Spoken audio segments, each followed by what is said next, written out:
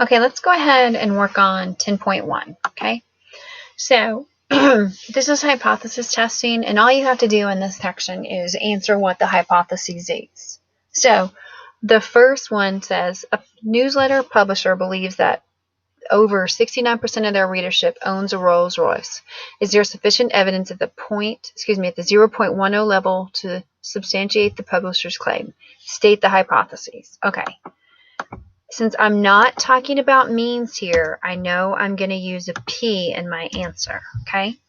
So, it believes that there's, that over 69% of their readership owns a Rolls Royce. So, they want to test that. So, that's greater than. So, down here I'm going to put greater than 0.69, okay?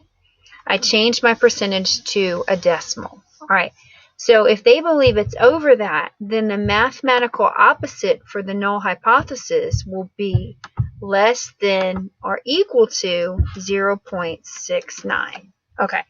So the steps again is I needed to do my null and my alternative. They are testing to see if the percentage is over 69. So that is my alternative hypothesis. My null is just the mathematical opposite of that, which is less than or equal to 0.69. All right, let's do another one. A newsletter publisher believes that 44% of its readership owns a laptop. Is there sufficient evidence at the 0.5 level to refute the claim? All right. So again, if you look here, I've still got another P because it's just a percentage, and down here I'm going to put the P again.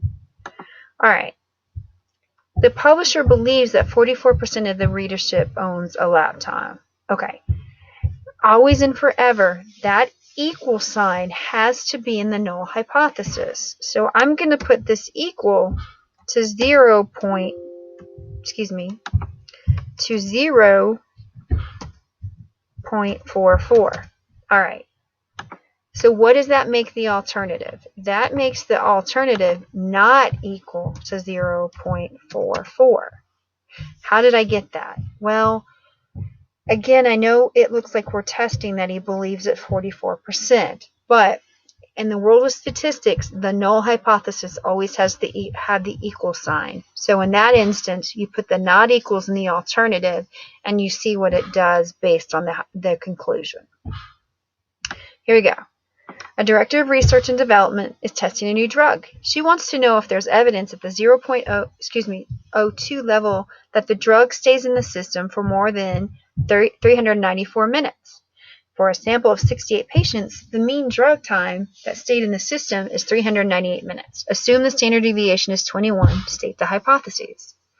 Okay, that problem gave you a lot of information, but the one thing you really want to be looking at is, I'll show you here.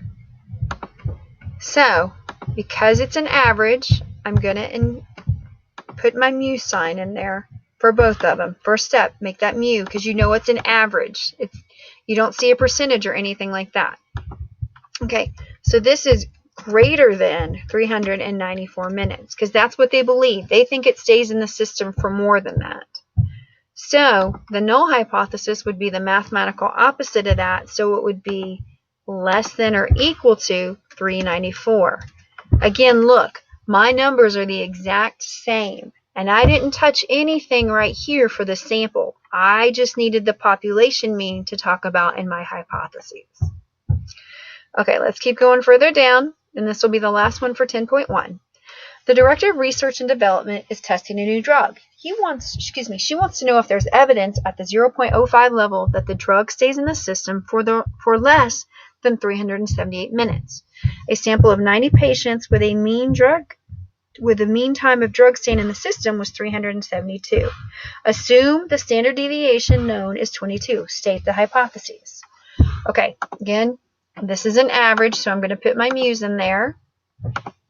Okay, all right, my next step is to figure out what I'm looking for. And for this one, it's for less than this. Okay, so I'm going to highlight that. So that means my alternative is going to be the mean is going to be less than 378. So what does that make my null?